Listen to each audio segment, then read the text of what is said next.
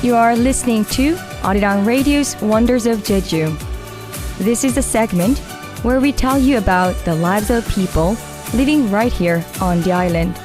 I'm your host, AK. This is Humans of Jeju. Hello. Hello.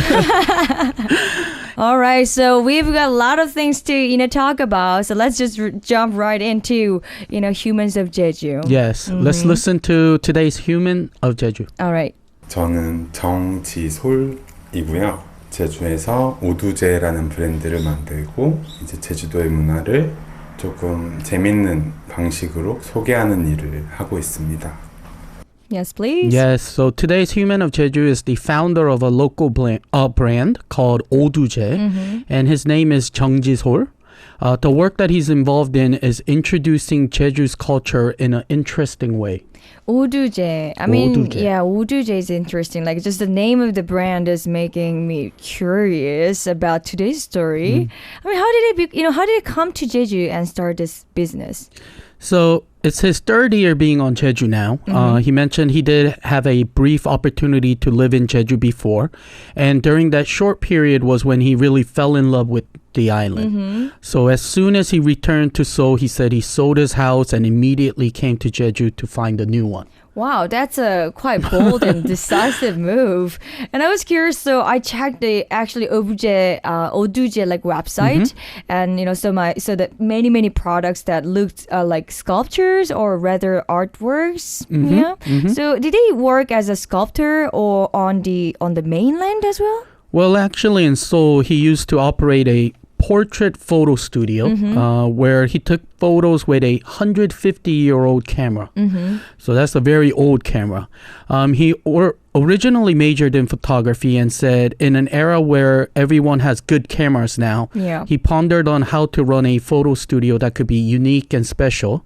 So he operated the studio using old camera and capturing photos in the primitive method.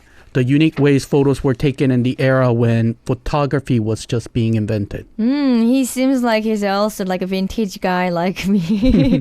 So he did something completely different from what he does now, right? Right. So I'm curious about like how he transitioned like from one field to another, like something very different, entirely different. Yes. So let's listen to the story directly first. Okay. 우선은 사진이라는 매체 자체가 다른 매체랑 교류할 기회가 되게 많아요. 근데 저는 그 중에서도 예술가들을 좀 아카이빙한 사진들을 좀 많이 찍었었어요. 그러면서 나도 무언가를 만들어서 한마디로 나도 나를 보여주고 싶은 거예요. 저도. 네.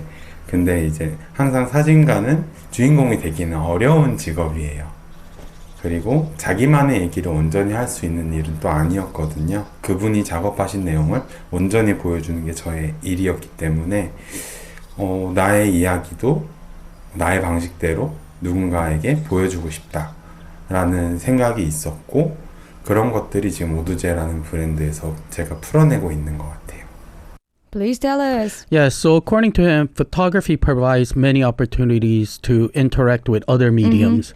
And among the work that he did, there was a photo project that he did, which was like archiving the works of the artists. And while doing that, he said too, he kind of wanted to create something and showcase himself. He mentioned that in his opinion, photographers is a challenging profession and where it's hard for them to become the star of the show. Yeah, sure. Right. And so he wanted a job where he can fully tell his own story. So through his current brand ODUJEJ, he said he's now expressing the thirst that he had when he was a photographer, which is telling the stories that he wants to tell. Wow, nice. Like even though he had observed various works like while archiving like artist pieces, I'm really curious about like how he was able to start like creating something like sculptures like right away. And it's often said that like art is interconnected, but I wonder if there's a specific process when dealing with different genres. So that was something we were curious about as well. So we asked him, and why don't we listen first to what he said? Great. 제가 사진학과를 나왔거든요. 그리고 사진을 정말 좋아해요, 지금도. 그리고 지금 제가 디자인하는 방법론도 사실 사진적인 관점에 되게 가까워요. 제가 주목하는 사진만의 매력은 조금 똑같은 걸 다르게 보여준다는 데 있거든요. 저희가 지금 같은 장소에 있지만 제가 보는 풍경이 미묘하게 다를 수밖에 없어요. 근데 저는 그 차이가 너무 재밌었어요. 그래서 제가 작가로서 작업을 할 때도 그런 데에 좀 포커스가 가 있었고요. 지금 오두제라는 브랜드도 브랜드명이 제주도를 돌처럼 쌓아 올린 거잖아요. 그런 것처럼 이제 제주도를 저만의 관점으로 보고 있다고 생각해요. 그게 제품이 되었지만 저는 사진 찍는 방법론이랑은 크게 다르지 않다고 보고 있어요. Oh, I can't wait. Yes, as mentioned earlier, he majored in photography and said he really loved the work. He said that the methodology he uses to design ODUJEJ project is closely related to the photographic perspective. He gave an easy example to explain. When we interviewed him from the same spot, we looked at it, the same landscape. And in that, when we talked about it, the landscape he sees and the landscape I see was, different. Yeah. And this is the aspect of photography that he finds interesting. So he always approaches his work with the interesting perspective that he has. And also, we didn't talk about the name of the brand ODUJEJ because I thought this would be the perfect time to do so. So the spelling of the name is ODUJEJ. And can you guess what that means? 오두제. Yeah. I'm backwards 제주도. And that's correct. So in reverse, ODUJEJ is the reverse spelling of Jeju-do in English. And he said he named it ODUJEJ while imagining stacking up the letters of Jeju-do, like the stacking stones that we see around the island.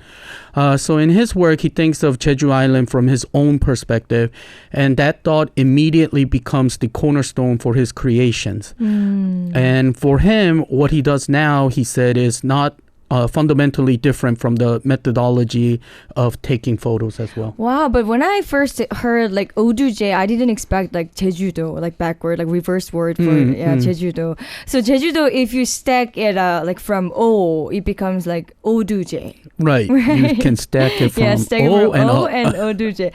Wow, I like that. I completely agree with this interesting concept. Like he describes as a, having different like in thinking. So today on Humans of Jeju, we've been talking about Jisol, right? Mr. Jisol. But it sounds like, female name, but I like that. This is kind of unique, unisex kind of name. And the representative of ODUJEJ, who looks at Jeju Island from his own perspective and creates products. So let's continue. Yes, so if you visit the ODUJEJ website, it says Jeju local brand ODUJEJ suggests a new way of looking at Jeju. ODUJEJ adds a new perspective to Jeju through objects and images that contain Jeju's uniqueness. So we asked him how he expresses the essence of Jeju in his products. So should we listen? Yes, please. 제가 가장 제주답다고 생각했던 오브제가 머들이었어요. 처음에 이제 제주도한테 사랑에 빠졌을 때 그 머들의 투박한 외형이 주는 그 그냥 시각적인 언어, 느낌 이런 것들이 제가 생각하는 제주도다운 모습과 되게 잘 맞아 있다고 생각을 했는데요. 첫 번째로는 그것이 쌓여진 모양, 그리고 그것이 제주 곳곳에 어디에나 자리하고 있다는 점이 우선은 제주도가 여기는 돌로 이루어진 섬이구나, 그리고 그거를 극복하기 위해서 좀 힘들게 살았겠구나, 이곳의 사람들이. 이런 모습들을 통해서 저는 머들이 너무 사랑스럽게 보이기 시작했고, 그걸 알리는 제품으로 처음 오두제란 브랜드 시작을 열었어요. Please tell us. Yes, so if you were listening, you probably heard the word mother, which is Jeju language for a pile of stones. So using his expression, when he first fell in love with Jeju, the rugged appearance of mother, he said, felt like a visual language to him. And he experienced Jeju as an island made of stones through the rough shape of mother and its presence everywhere around the island. He speculated that people here must have lived difficult lives to overcome the fact that Jeju is an island made of stones. So he started to find mother very charming and turned it into items, and those products marked the beginning of ODUJEJ. I mean, they look charming. Probably for us, like just locals, it's a landscape we might pass by without, like much thoughts. But having a background in photography, like might have influenced his ability to interpret landscapes and create something from them. So, what are the stories behind the products? So people, not only locals but also outsiders, often associate Jeju with the 돌하르방. Right. Yeah, the stone grandfather. And however, he said he was more drawn to dongjaseok, which is another type of stone statue. So he started creating dongjaseok products. So should we listen to the story first? Yes, please. 돌하르방이랑 비슷한 종류의 석상인데요. 역할이랑 세워진 이유가 조금 달라요. 돌하르방은 쉽게 말하면 수문장의 역할을 합니다. 관에서 세우다 보니까 형식이 딱 정해져 있고요. 도성으로 갈수록 돌하르방의 키도 커져요. 동자석은 민간인들이 세운 석상이에요. 그래서 형식에서 되게 자유롭고요. 이 동자석이 세워진 이유는 망자를 추모하는 역할이에요. 남겨진 자손들이 돌아가신 부모님들에게 전하는 메시지를 동자석에 손에 들고 있는 지물이라는 형태를 통해서 전달하거든요. 저마다의 지물 모양도 다르고 그 의미가 다르고 그걸 모아놓고 보면 당시 제주도의 생활상이나 풍습, 내세관까지 읽을 수가 있거든요. 등재된 거는 이제 250개 정도밖에 남지 않았어요. 그래서 저희 동자석 시리즈는 251번부터 시작을 해요. 그래서 저는 동자석이라는 제주도의 문화가 너무 좋고 그거를 좀 알리고 이어가고 싶어요. 그래서 실제 동자석처럼 한 쌍으로 제작하고 옛날 석공이 작업한 것처럼 정으로 때려서 작업할 수는 없지만 저희 나름의 방식대로 그거를 일상생활에서도 함께 할 수 있는 형태로 재현하고 있습니다. Okay, please. Yeah, so we did show pictures of the dongjaseok. So he said he fell in love with dongjaseok as soon as he saw it, just like he did with mother.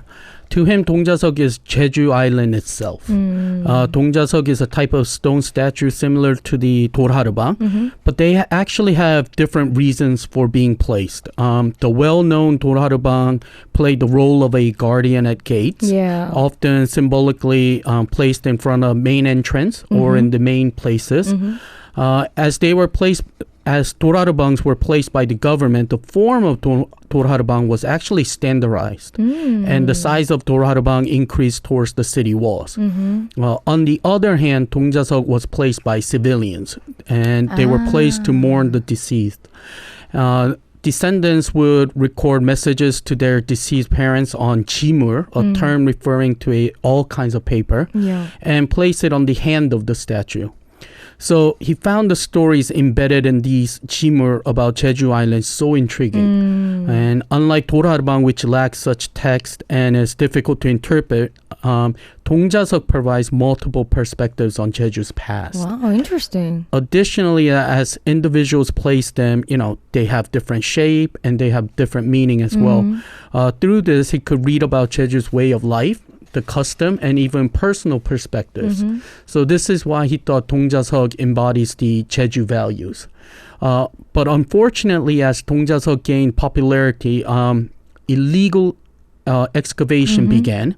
And even though there are more dongjaseok, only 250 have been officially registered. Okay, I had no idea that the story of dongjaseok could be so fascinating. And, just learned that many of them disappeared due to illegal excavation. And I'd like to share this dongjaseok story with more people. And, it seems to be playing a role in, doing that. Yes. He said he loves Jeju's culture embodied in dongjaseok and wants to continue that legacy. So he's actually producing them in pairs. Of course, he said he can't work on them in the traditional ways like the old stonemasons used to do. but he's recreating dongjaseok in a form that can be a part of our everyday life. As a continuing on from the 250 registered dongjaseok, he also mentioned that he numbers each one, symbolizing the continuation from 250 with each creation that he makes. So starting from like 251. Right. So Right? 250, yes. Yeah, so and then just 251, continue, 2, right? 3, Uh-huh. yeah. Okay, so where does he get like the materials? Like, and considering each dongjaseok has different expressions and shapes, where does he draw this inspiration from? So he mentioned he goes to a stone mason and selects a stone with the desired level of holes. When he brings a rock, he said on the surface it has small holes, but if you cut and look inside, there could be like this incredibly large holes. Wow. However, this could possess challenges in the creation process, but he finds the inner shape of such stones very interesting. As for inspiration, he gave an example of a recent series titled Flower and Grass that he did. He had an exhibited dongjaseok in a pop-up store. And someone came to him saying their father had recently passed away at the age of 49, and they wanted to place a dongjaseok next to his resting place. At that time, he mentioned his products were actually all sold out. Wow. But listening to the customer story, he felt the need to create something for them. And that was how the Flower and Grass series was born. While his previous series ranged from like 15 centimeter to 30 centimeter like height, this time he made them 40 centimeter to symbolize guarding the tomb more strongly. Yeah. He said he often draws inspiration from everyday life when creating his products. Also, while studying dongjaseok, accumulating knowledge and themes, he chooses a word symbolizing the theme, creating series based on that motive. So from such inspiration, he creates products which we would actually say like artworks. And up to now, as we mentioned, like how he continues his series from 251, he created 370 pieces of artworks. Already? Yes. I mean, you already. said like he's been staying here for over 3 years or so. He's been busy. He's been busy. He's been busy, guys. Okay. He's dongjaseok creations like truly limited edition. Yes, and that's why he said he also records every dongjaseok with photos as well. Okay. Wow. I want to see that in person. Is it by using a 50-year-old camera?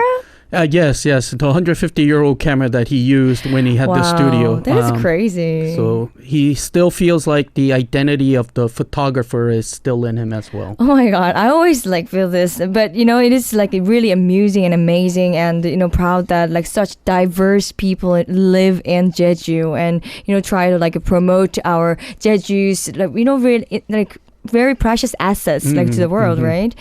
And so let's continue conversation. He draws the inspiration from meodeul, so stack of stones, and dongjaseok guardian stone for his artworks. So I'm curious about what aspects of Jeju he is currently interested in. So let's hear directly from what he said first. Great. 지금은 사람에 관심이 더 많아요. 문화적으로 제가 생각했을 때 가장 제주다운 오브제가 하나 더 있어요. 괴기반이라는 제주도 잔치용 접시예요. 괴기반에는 수육 석점, 두부 한 점, 순대 한 점이 이렇게 올라가요. 그걸 나눠주는 방식이나 그 문화 자체가 전 되게 제주도스럽다고 느끼는데요. 아이나 어른이나 남자나 여자나 똑같은 양의 수육 석점과 고기 한 점, 두부 한 점을 받아요. 저는 그게 너무나 공평하고 아름다운 문화로 느껴지거든요.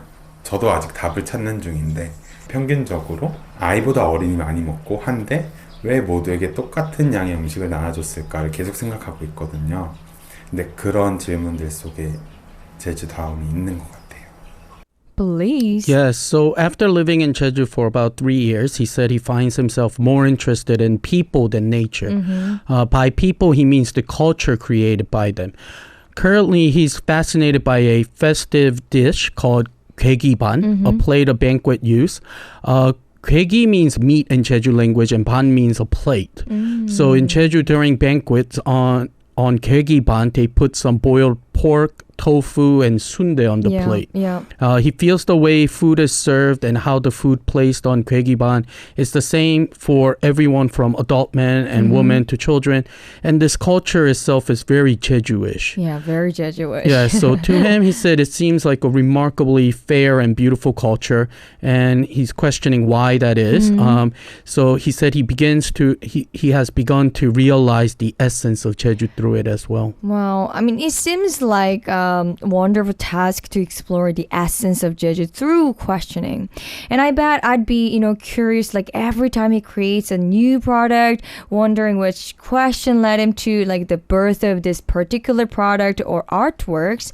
So where are some of the places we can go and see some of his artworks? So the main places where you can find his works are like Yudongyong Art Museum and Jeju Stone Park, as well as in some shops as well. Recently, he said he has collaborated with a bookstore called 소리소문 for an exhibition as well. But rather than talking about where his works are displayed, he actually wanted to talk about why ODUJEJ is placed in certain locations. He said his desires that ODUJEJ products be showcased in very spacious area. Wow. Although ODUJEJ is a product for sale among various items, he considers ODUJEJ as like a collectible. So he chooses spaces that could convey that feeling when placing ODUJEJ. So he sure does have a lot of on his mind. And, it seems like everything he does has a reason for this. I mean, it seems like, everything he chooses and does like reasoning like behind it. And now I'm curious like about how, his daily life. What does he do when he's not working? So actually he was a bit embarrassed to mention because it's such an ordinary daily routine, but he mentioned walking with his dogs and playing with them in the workshop yard.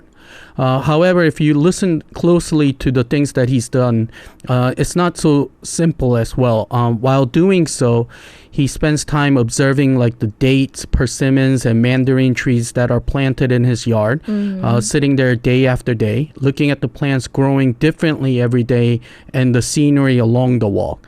So actually, we can say that his daily observation is his daily routine. Wow.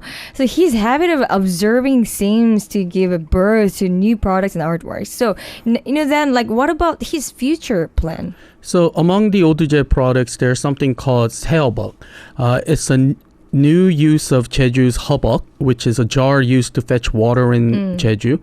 He created it by upcycling discarded branches or like wooden chips into a tumbler and reusing discarded hamdasu bottles to make 멜망탱이 bag, which is Jeju language for 망태기, a net bag. Okay, I need to practice my Jeju language. So this too are a set designed for outdoor use during walks or outings. And the process of creating these products and their impact is what he dreams of achieving through ODUJEJ. Also, he donates the products from heobeok to Jeju environmental organizations and those from 멜망탱이 to senior clubs in Jeju.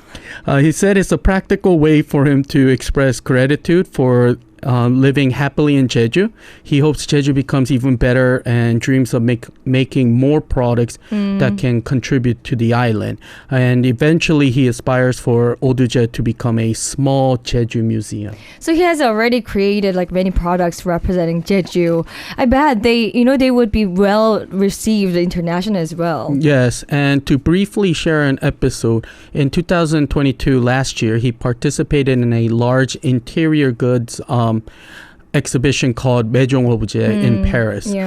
He said famous people came and took an interest in his products, and some wanted to even take pictures with his products.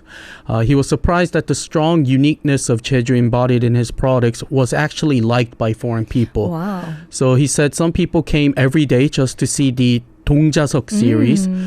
He was very curious about this, and when he asked the people why, they replied that in their countries they have similar stone statues, and they felt attached to his work because it resembled the statues that they have in their country.